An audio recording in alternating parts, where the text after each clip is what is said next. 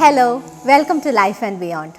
First of all, let me tell you a big thank you for seeing my book review on Alchemist and for all your words of motivation. Today I am here again with another awesome book, a book that will change your perspective of life. The book is none other than Ikigai, the Japanese secret to a long and happy life. Japan is popularly known as the international superstar of longevity. It's said that Ikigai is one of the core concepts in this well-being and a very long happy life. This book deals with the concept of Ikigai and other secrets of Japanese longevity and well-being. So here I am going to share with you some of very dense concepts. Stay tuned, and if you enjoy this video, please click on the like and subscribe button.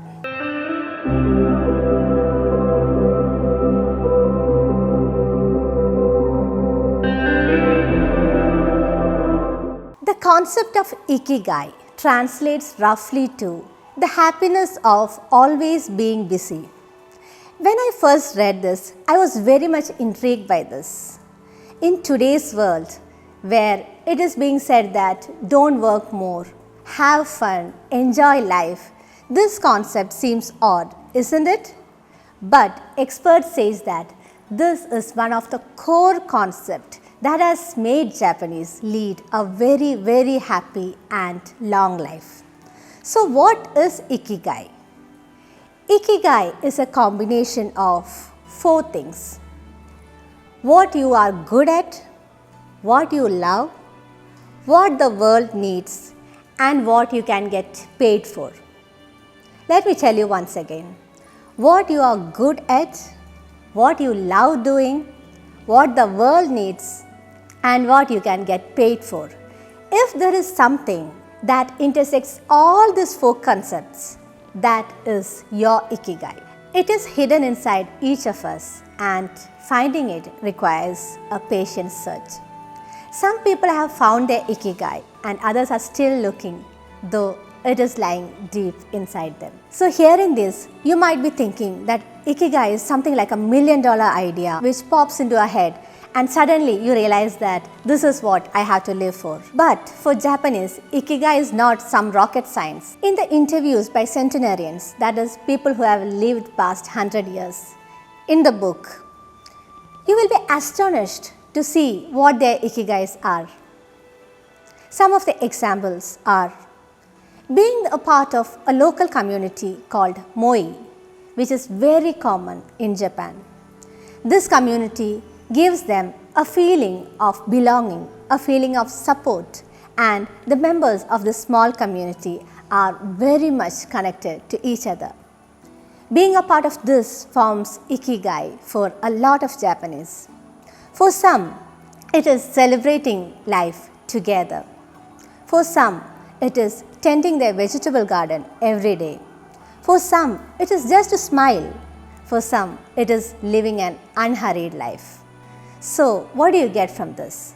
The key concept here is not to go in a hurry to find your Ikigai. Just do what you love. The aim is to be peaceful, relaxed, and be happy in what you are doing.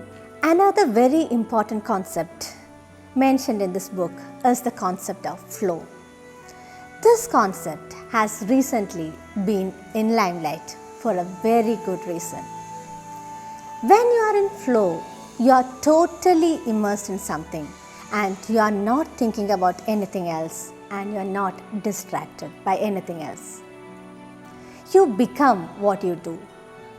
Bruce Lee described it the best when he said, "Be water, my friend." It is a feeling of time vanishing. Many of you would have experienced that state of flow even without you knowing. When you are cooking your favorite dish or when you are sitting with your favorite book, you may not even notice time passing. It's not that flow is associated only with certain type of tasks.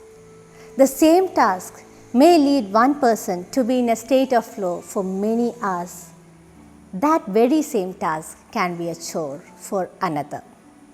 So the key thing for a happy and fulfilled life is to do more of things that let you experience that flow state and that let you remain in that state for a very, very long time.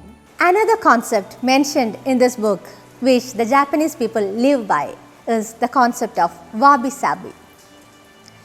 In this time, when everything is portrayed as perfectly as possible, be it an ad, be it a pic in the social media, or be it how we present ourselves, this concept stands out odd.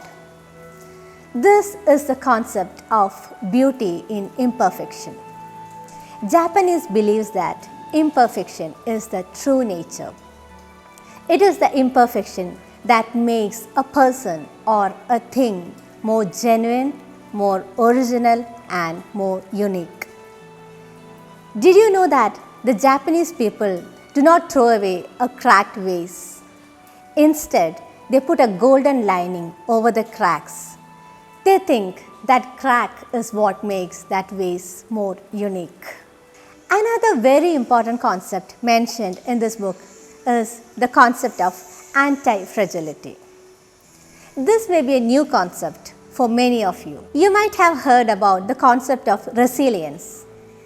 Resilience is doing your work unaffected by any calamity or disaster, despite all the negatives around you. But anti-fragility goes one step beyond. It is the state of getting stronger or gaining power in the times of adversity. Legend says that Hercules, when faced Hydra, he cut off one head and two heads grew out of Hydra. These are the people who thrive when they are faced with a disaster. So the authors urges you to not just stay resilient but be anti-fragile. That means gain power whenever you are faced with an adversity. That will help you lead a more fulfilled, happy and longer lives. Along with mentioning these core concepts for the Japanese longevity, the book also mentions about other secrets for a long and happy life. The main one of the lot being the miraculous Japanese diet. So what is there particular in their diet that helps them to live longer? The important thing is the concept of hara hachibu. What's hara hachibu?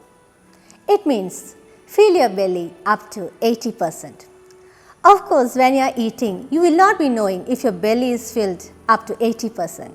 But the concept here is to stop eating when you think you are just a little more hungry or when you think you could do with a little more food. Also, they have a lot of plates and the plates are smaller. When the plates are smaller, the portions of food also get smaller.